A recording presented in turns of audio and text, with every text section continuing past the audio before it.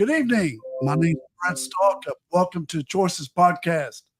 You can find us at choicespodcastofficial.com. You can find us on Facebook under the Choices Podcast group.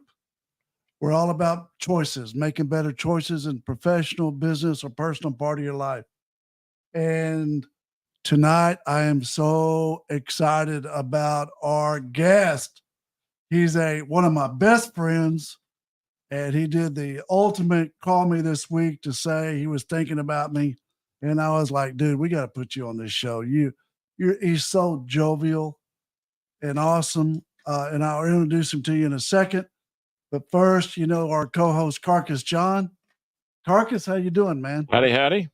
Doing good. Doing great. That's good. Into week 3 of marital bliss. I love it. Good job, Carcass. Of course. Everything's going good. I mean, gainfully employed, happy life, happy home. Just ate a home-cooked meal. Gotta love it. Oh, my God. Yeah. So you're going to get a real treat tonight, too, because you're going to meet one of my friends. But before we get going, why don't you go ahead and read a lyric, pick a song, and let's roll. Okay. Well, I didn't go obscure this week. I went something more mainstream. So I picked out a U2 song. You okay with that? Yeah, dude, I love U2. Okay, I like them too. I took my mom to see them once, back when they first released their second album, Boy. Oh, I like that Yeah. album. But you know what, dude? I got to say something about them before you read their lyric. They get a little political for me every once in a while. They're uber political, and I think they do it for popularity's sake. But you know what? I found a song by them that I really like. It's called "Stuck in a Moment You Can't Get Out Of." So here it is. It says, "I'm not afraid of anything in this world. There's nothing you can throw at me that I haven't already heard. I'm just trying to find a decent melody, a song that I can sing in my own company." And then I'm going to skip down, and it says, "You've got to get yourself together. You've got stuck in a moment, and now you can't get out of it.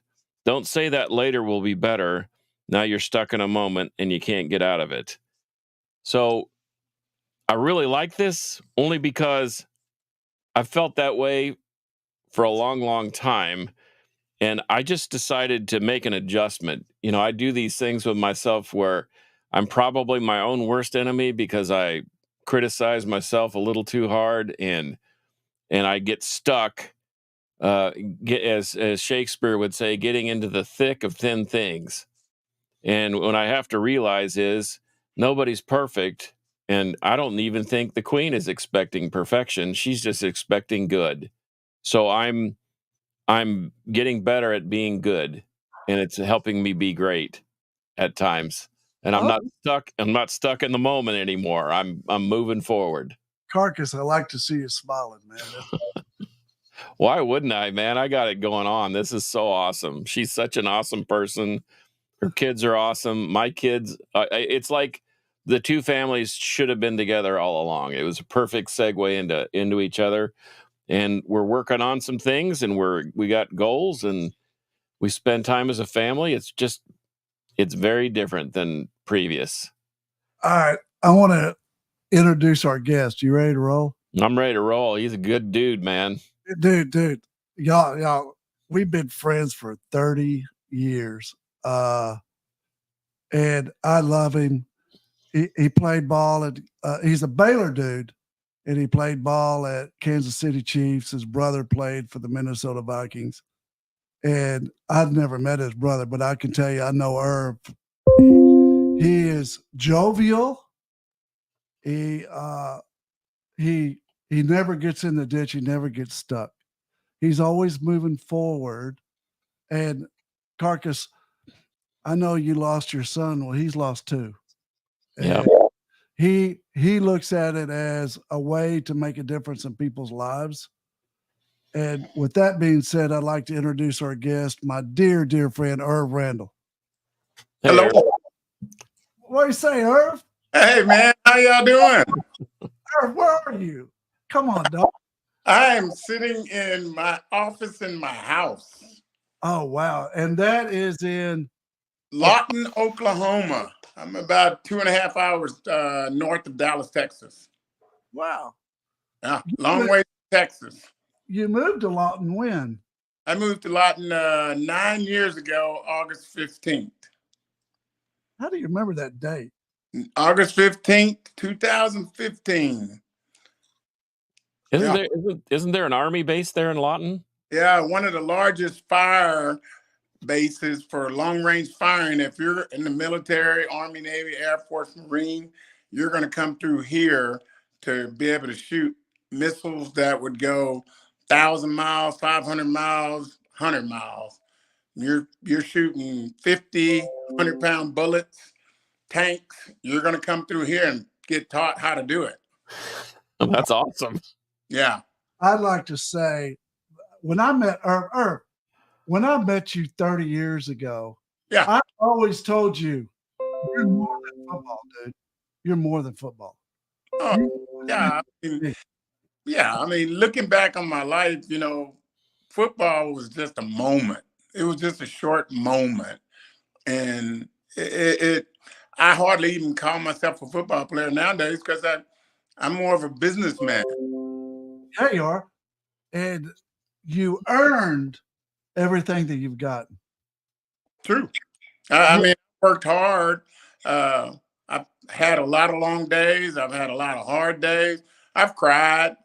I wanted to give up. I wanted to quit. I wanted to pack it up and go home. There's days that I tried to find my way through a bottle to make it better. And it ain't going to work that way. The clearer your head, put down what your goals are, and then, you know what? Get everybody that loves you around you and get true encouragement, and then build you a team and call it a tribe, and then go to war against all those things you want to win, and let's go get it. Oh, Hey, man, we're done here. We can just let's go. We're done. Mic drop. Irv, I'm gonna hike Irv the ball. I'm gonna block for him, man. That's right. Irv said, Irv, you good to go on the podcast the other night? And he goes, man, I just want to get on there and I just want to teach people how to win, man. Yeah, man. It's all about life is all about winning. If you can't make it about winning, then don't even try, because we want to create winners. That's what we need, more winners. Winners in life, winners that want to get things done, winners that want to make things happen, and winners that when they have some success, they want to turn around and grab somebody else fighting and say, hey, let me help you be successful. Let me help you win. Man, that's awesome, dude. So Irv, what do you say to a person that doesn't quite have that fire? Maybe someone that hasn't experienced winning in the senses that you're talking about. What do you say to a person like that? How do you encourage them to motivate them to move forward? Well, I think you get out a piece of paper and you write down 5 numbers, 1, 2, 3, 4, 5. And you start with the 5 most important things in your life. Those 5 things every day, we're going to work on those 5 things. Is it, I want to lose weight? Do I want to make more money? Do I want to have a wonderful family? I'm going to work on each one of these things every day. If I consistently do my best 100% every day, then you know what? I'm going to cross off one because I don't need to work on that every day. I've already got that accomplished and I know how to handle that. Then I'll move to the second one. I'm going to continue until I get all top 5 wiped off and they just become a consistent thing in my life. And you know what? I don't have to focus on them. Every day I'll get up thinking about them. And then I'll get me 5 more and I'll list me 5 more. And then, you know what? You'll find yourself every day you get up, you got a mindset of things that you want to do for people, yourself, your family. You have it all. Well, I was gonna go ahead, Brett. What's the 4, 3, 2, 1 for? You just stay with the 5? Yeah, I just think you go 1, 2, 3, 4, 5. You find 5 things. Okay, I got it. Start with 5. Don't load yourself up with 10 or 20. Everybody wants to put a big list together. No, let's start with a small list and let's chop that down and get used to doing it. And once you get used to doing it, it becomes a habit. And habits are not easily broken. So if they're great habits, you're going to do it every day. You've read that book, Atomic Habits. And then I'm telling you right now, you know, one of the greatest things I heard from my son who passed away, is that, you know, everybody says, hey, God is there, God is here, God is around. But to some people, you know, you got to remember, to a starving person, food is God. They can't see God because they're starving.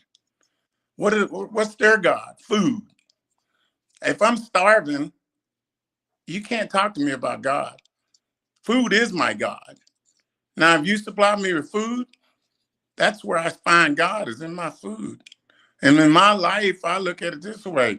God has always been there for me to help me and guide me and protect me. I went through high school, I went through college without any major injuries playing football. Dude, look at your body. You built like I was like, man, there might be a gun range out there, but when them bullets hit him, it's going to bounce off. And I got these young kids that come to me all the time. You know, they're trying to tell me, I want a career. I want to do this. I want to do that. I said, let me tell you something, buddy. I'm about to be 62 years old, and I've had 2 careers in one lifetime. 2. And I said, nothing was promised to me. I just got up every morning and got after it and attacked it and did it the right way. And then at the end of the day, I can lay down and go to sleep knowing, hey, you know what? I did everything the right way. I do it in my business every day.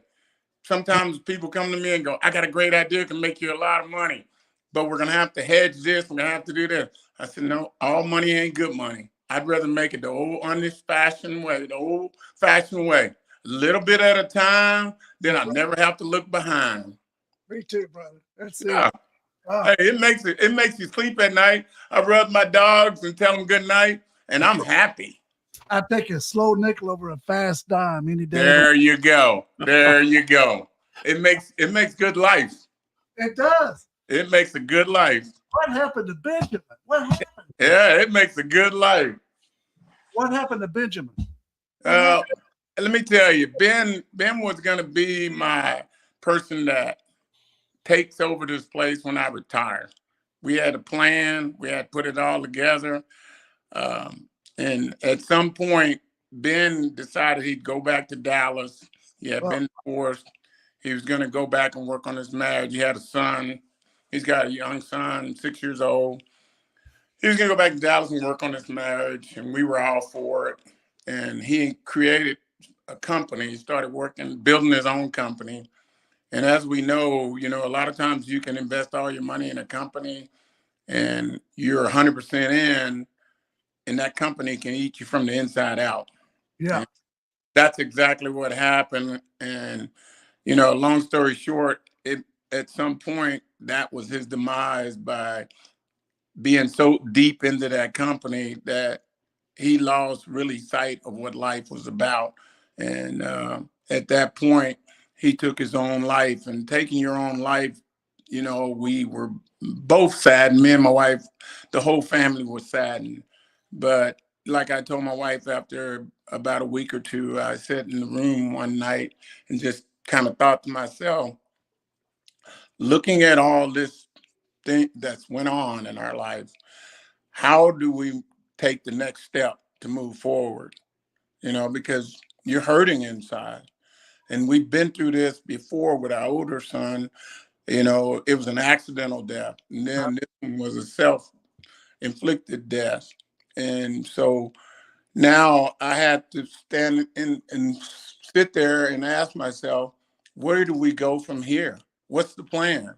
So I come to the conclusion after a lot of thinking that I've got to look around at all the people that we've been helping in this community, kids, friends, the people that work for us, what we mean to them and what we can do for them going forward. Because without us, the center of the wheel, the bike don't roll. And so at that moment, I told my wife, I said, today's the last day to sit and cry and think of what if and try to come up with answers to something I'll never get the answers to. I've got to look around at our tribe and see what we can do to help those people and help them move forward, and look at people that may be going through, because you can't, when a person's going through a mental struggle, they show no signs of it. There's no signs. And so, him going through what he went through, it gave us an opportunity to really to come together as husband and wife a lot stronger than we were at that point. And I told my wife, I said, it's going to take you a little longer, but I'm here for you.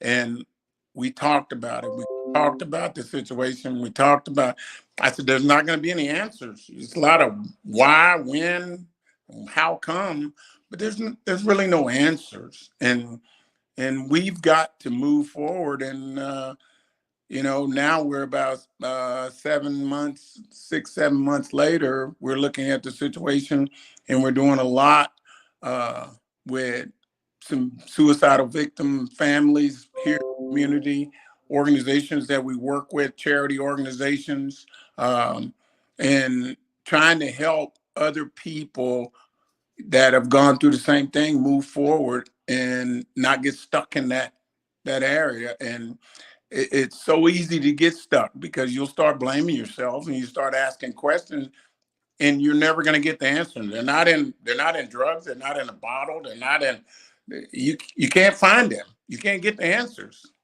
I'm so proud of you, dude. I knew Benjamin would call me. Yeah. Oh, yeah. Beautiful. I mean, we're very lucky. We got a 6-year-old kid out of the deal, Miles, and just the smartest, most intelligent kid. I talked to my daughter-in-law the other day. She's got him doing golfing, and I called her and I said, "Is that because of me?" And she goes, "Well, heck yeah, And but you know what? The last 6 months, in a sense, we lost a son, but we gained a grandson. And, we got 3 grandkids, and it's our life. My wife tells me all the time, when I asked her to marry me and where we were at and to where we come from, to where we came to now, it's like, holy cow, who would have ever thought it? And we're very blessed, and every day we don't take it for granted. And it's one of the best things. You gave me the best advice about 20, 28 years, 29 years ago, Brett. What was that, You brother? remember what that was? What? Get up every morning, go work out. Yes. I started that. I tell people that all the time. I said, he gave me the best advice because you were getting up, going work out, and I started doing that in this automobile business. They said, you can't do that and come in and put in a whole day. I started doing it about 28 years ago. I've been doing it still to this day. So when I walk into a room, people are like, man, you look like you can still play. I tell guys all the time, I'm about to be 62 years old. I said, I have a good regimen of eating. My wife assures me of that. I exercise. I said, I do everything I can so I can get the best me. No matter what I'm doing, you're going to get the best me. I want you to get all of me, not me be like, I'm tired or I can't give you a full energy. You're going to get the best leader from me because I'm going to give you all that I got because I was prepared for this. Dude, that's incredible. I'm so glad you're on our show. I am. Man, that's the thing. We do a monthly meeting at our dealership, and my number one thing to all our employees, I tell them all the time, communication is the biggest killer in life because people don't understand. A head nod says nothing. What I think somebody's thinking says nothing. But if I talk to you directly, I can find out more from you in 5 minutes than what I think you're thinking, or I thought you meant when you had a head shake. So I'm always telling them, Communication. If the world communicated more face Oh, to face and talk, we'd be better off. amen. Amen. Amen. Yeah. Amen. Preach, Irv. Preach. Yeah. We'd be better off. Hey, when I'm picking a jury, Dr. Phil taught me how to pick a jury. Mm. There's so many people, lawyers sit there and watch out of 52 people. Mm. They'll sit there how they're dressed or what they do. I get them talking, man. Yeah. By the time I get through with them, I want them going to the river. There you go.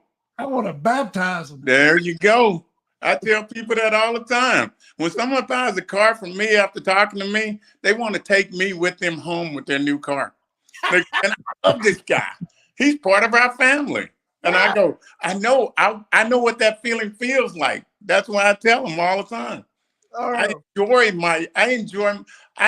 tell you a funny story. I enjoy my job so much, and I don't even call it a job nowadays. My HR and comptroller have to come tell me occasionally, hey, you didn't even pick your paycheck up over the last month. Because they pay me every 2 weeks, and sometimes I forget I get paid to do what I do. And they'll be like, hey, you hadn't picked your paycheck. My wife will come to me and go, I have your paycheck. I said, oh, I forgot. She goes, yeah, you often forget you have a paycheck. I said, because I have the greatest job in the world. I have so much fun. I get to talk with people. I get to lead a group. I got my own tribe. I said, man, it doesn't get no better than this for a little small town boy from Mumford, Texas. God. Yeah. That's all. Yeah. Tell Bridget I love her.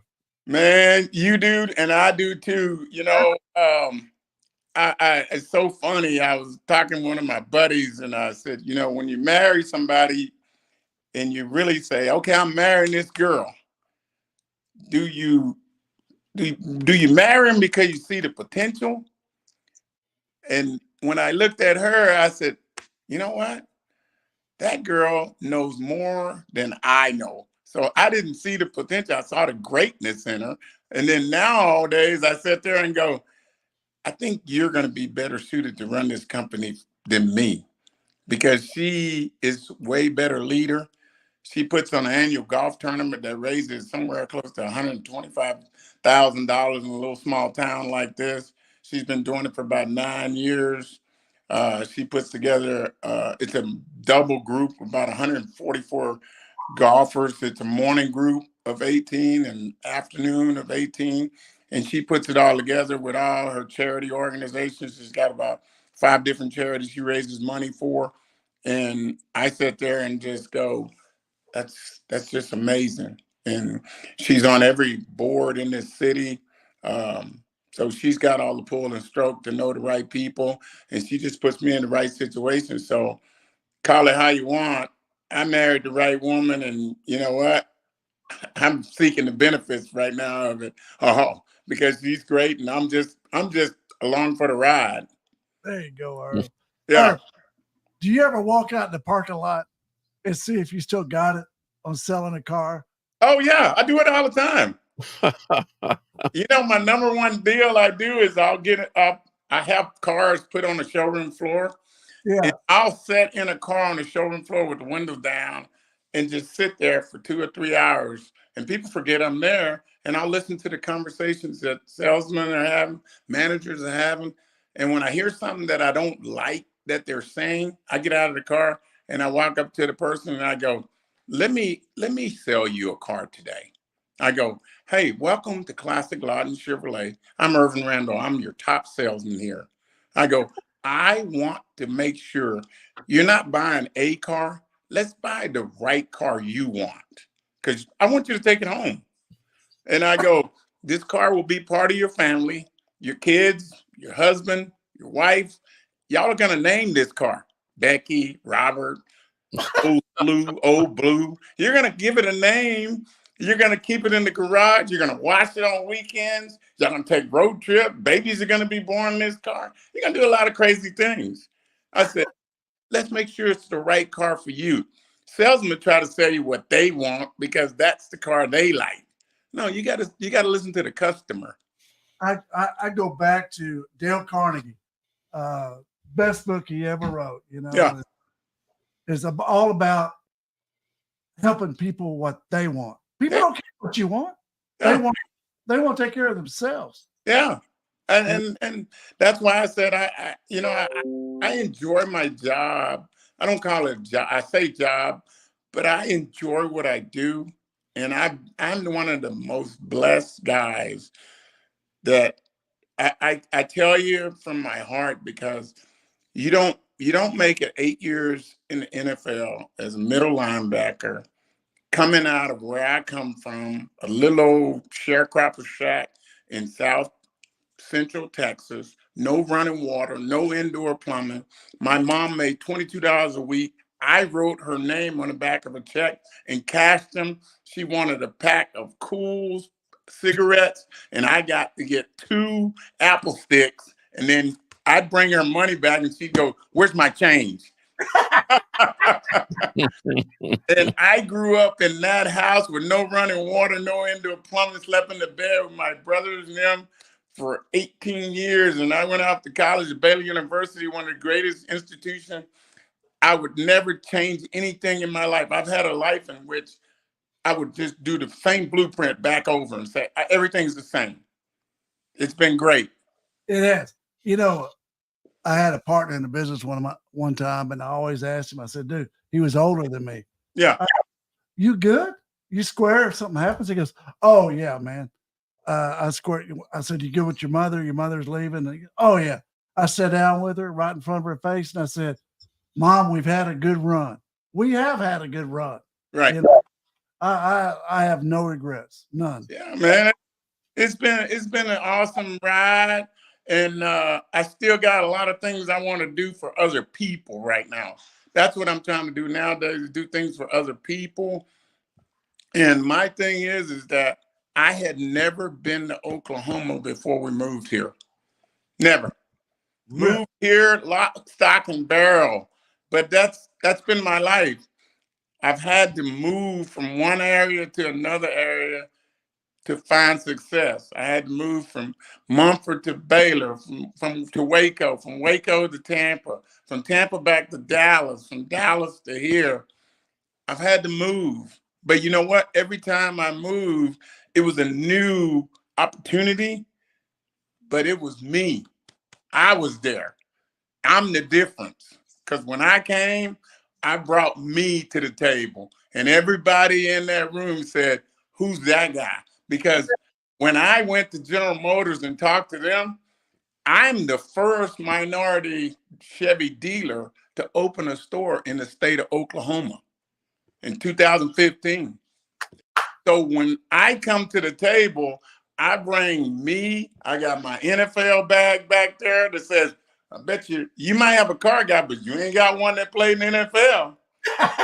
And so I bring it all and show it to them, and I go, I just don't carry one purse. I carry 2. Car dealer, NFL. So somebody's going to open the door and go, I want to talk to this guy. Erv, do you still got that picture where you were tackling Walter Payton? I still got it. I still got that. I still got me tackling Walter Payton. I got a game room up there. I hardly get upstairs to my second floor, but I go up there, sitting there and look at that stuff and go, man, what? I got my helmets up there, and I sit there and look at that stuff and go, God, I don't know how I did that. Man. But I was team captain for 4 years while I was in Tampa for 6. You know that's all you got to say. Once you have a picture of you tackling Walter Payton on the wall, it's like Muhammad Ali wrote me an autographed picture when I represented Don King Jr. Yeah. You remember Don? Yeah. That's all I ever need. Yeah. Oh, yeah. You know, you go sit there and you just look at them and you say to yourself, that's me. That was written to me. That's me in that picture. Yeah.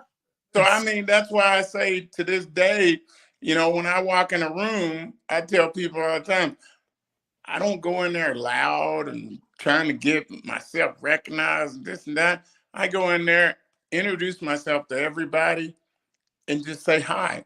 And people always tell me all the time, I never knew it, but people had to tell me, you always introduce your first and last name when you introduce yourself. I said, you know why? Because when I was growing up, all I had was just my last name my mom gave me and my first name that my grandfather gave me. So I'm so proud of that because I don't have a middle name. So when I come to the table, you're going to know who I am because you're not going to go, hey, I just met this guy named Ervin. You're going to go, I met Ervin Randle because I'm going to give you both of it. I'm going to give you the first and last name, and you're not going to forget me. Dude, I had judge. There was a judge, County Court 6, Berlin Bashirs. Mhm. Great guy. Anyways, I used to sign my name back then when I was a chief in his court. B, straight line, S, straight line, BS. Yeah, Mr. Stalkup, would you please come up here to my bench? I say, yes, sir. And I go up. He goes, what's this? I said, that's my name, BS. He goes, oh no, we ain't gonna have that in my court. From now on, you're gonna sign your name where you can read it. Oh my gosh. Did it ever since then. Brett Stalkup. Hey man, I introduce myself everywhere I go. I tell them my whole name, and people always say, "I've never met a guy that tells you his whole name." I said, "I want you to know who I am, and there's a story behind who I am." And people go, "Man, I've got to go find out who this guy is." And I said, I look at my brother. My brother had a longer career than me. Well, it's like I tell him, it's easy to have a long career when somebody else cut the path for you because I had to do a lot of work to make that path. Yeah.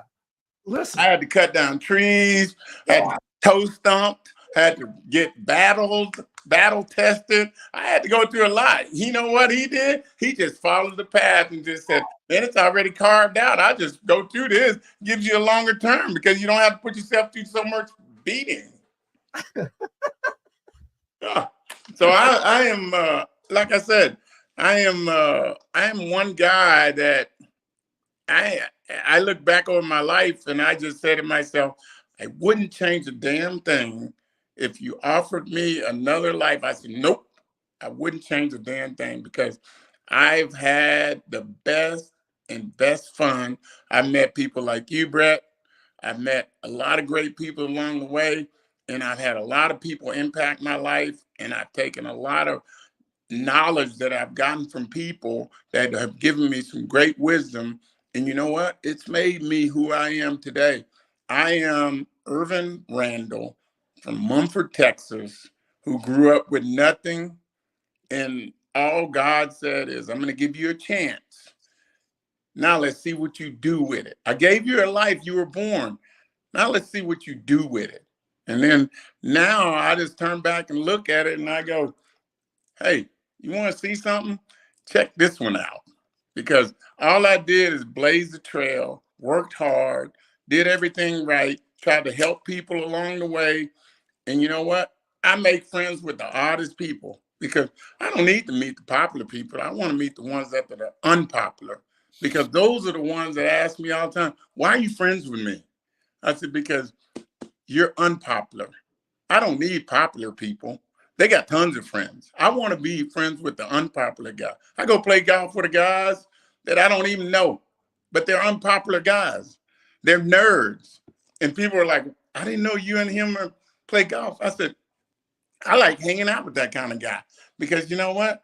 I like to hear his story.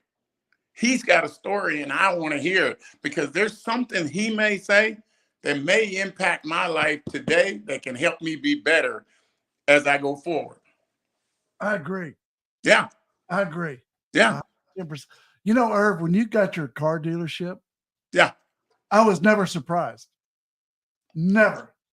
It was great, man. It's been great. And thing is, for the longest I'd walk in there and people would be like, I walk around, people be like, well, who are you? I said, well, I'm just the guy here trying to sell some cars. Because I still to this day, if people ask me what do I do, I said I sell cars.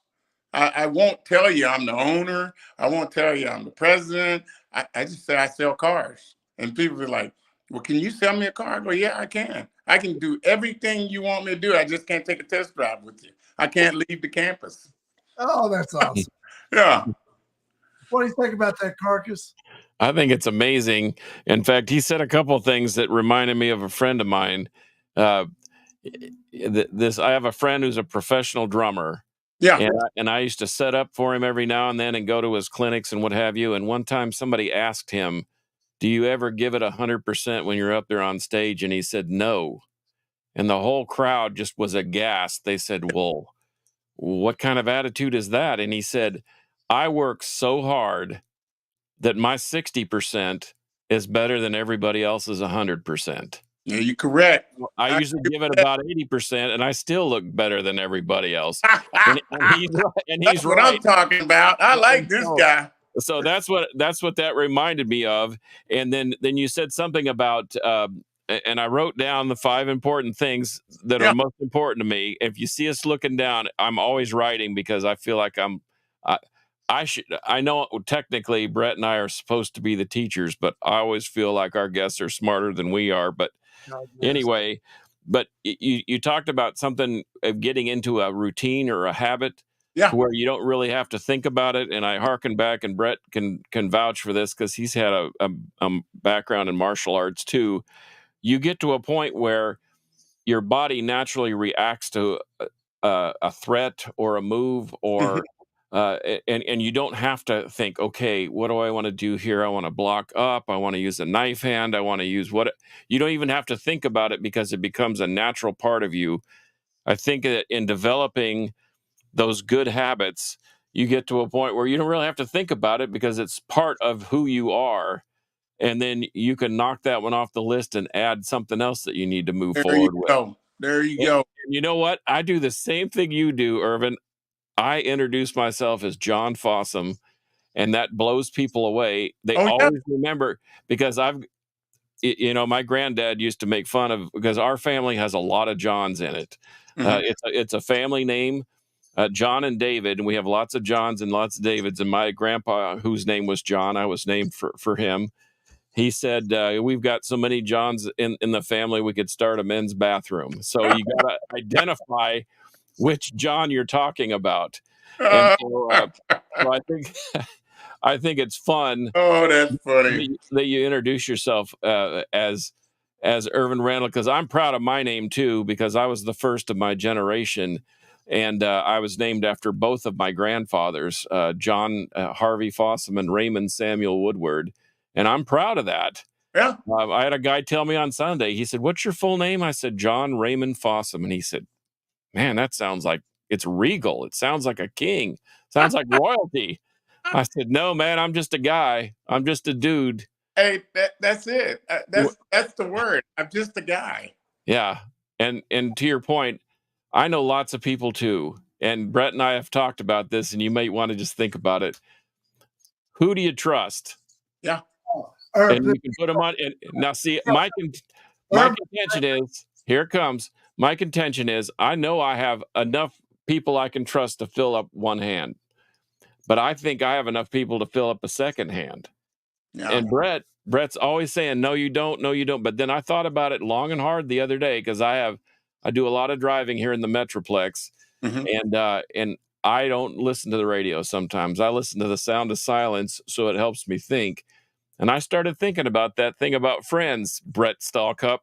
And I tell Brett that he's my middle finger on my right hand, and he thinks it's funny, but he's on there. He's a guy I know I can trust, and I've had to use his services, and I've had to use his friendship before.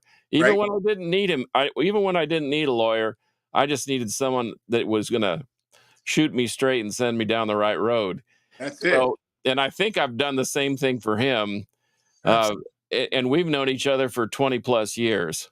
But anyway, I appreciate you spending some time with us, because I'm a huge sports fan. I was trying to explain to somebody the other day that sports really is life, if you think about it. Yeah. Not everybody can be the middle linebacker. Not everybody can be the quarterback. But if you work together as a team, to your point, with your tribe, then that's how you succeed, and you succeed as a group. Now, a team. There's got to be a team captain. Oh, Sounds yeah. like you've had plenty of experience with that.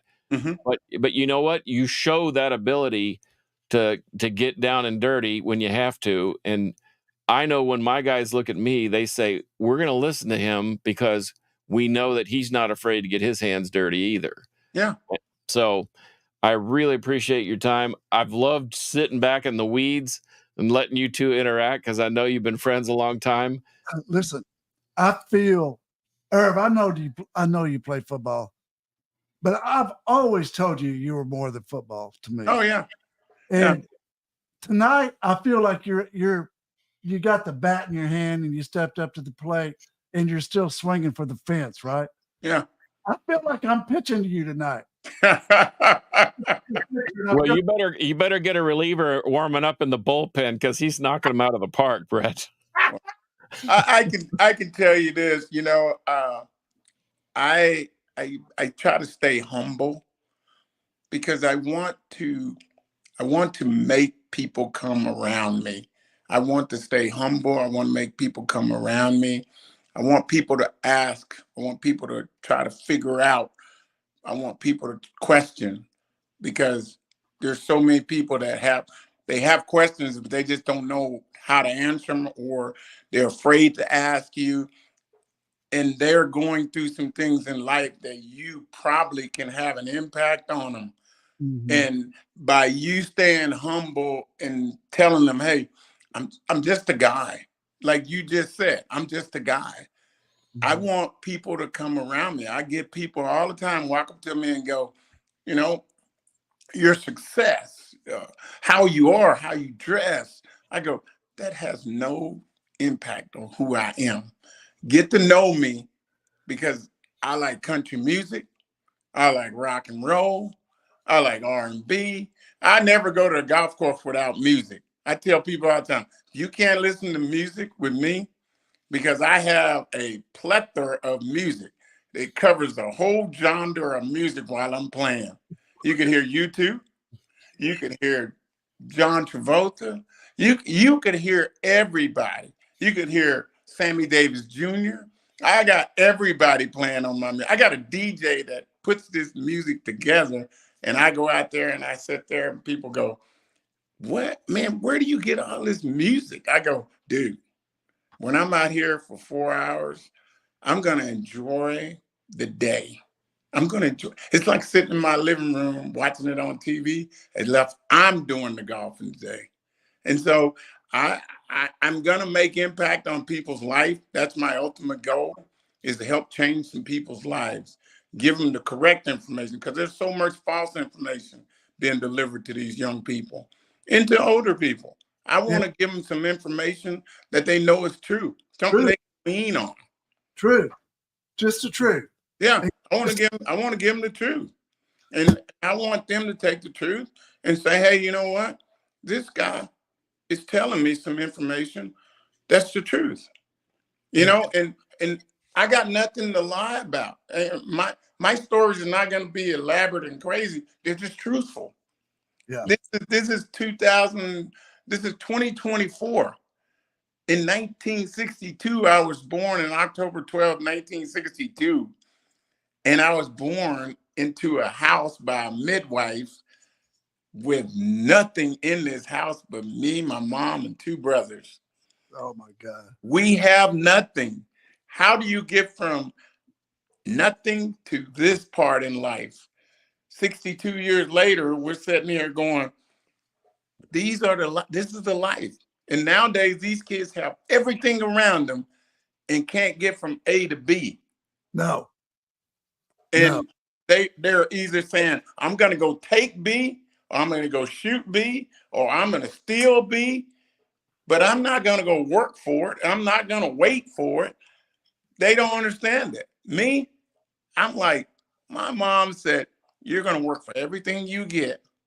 And then once you get it, you can appreciate it. You give somebody a car when they're 16 years old, and I see it all the time. People come in, buy their child a brand new car. And the kids don't appreciate the car. I get the car back in about 6 months because the parents bring it back and want me to buy it back because they've been out jumping mounds with their friends in the cow pasture. I go, who does that? Some people buy a car, they drive off the lot, and I cringe looking at the car because I go, that's the last time that car have a nice bath and be clean, because it's going to kill itself. They're going to kill this car when it leaves here. It'll never get washed. They'll eat burgers, fries in the car. The windows will stay down all the time, and they drive down a dirt road, and that car will never be the same. So I'm always telling people, what are you going to do with this car? I know you own it, but what are you going to do with it? Because it means something to me. In this life I've led to this point, it means something that I share it with other people, because I'm sure God wouldn't want me to just keep it in a box and say, keep your secret to yourself, your success and what you went through, what I brought you through. I have to share this with other people, with young people, young Black men, young white men, blue men, green men, women. I share it with all of them. And they're just amazed that they're hearing it from a guy that's sitting there going, yeah, I own this place. I own this. All these people work for me. But I never tell them they work for me, because the biggest lesson I ever learned from my first boss, we all work together. Yeah. We work together. And I tell them all the time, if you're in front of somebody and you're the parent, you say, this is my child, not this is the child I have. Like you don't really want it, like it was an accident. No, this is my child. Like, this is my star. So when I introduce our people, that we all work together, because I put them on the same pedestal as me. I can't exist without them. So we're on the same pedestal. We all work together. I get it. Yeah, I love them. I mean, I tell them all the time, I love you. I might get mad at you, but 5 minutes later, I'm going to be hugging and telling you, hey, did you watch that game last night? Did you see what they did?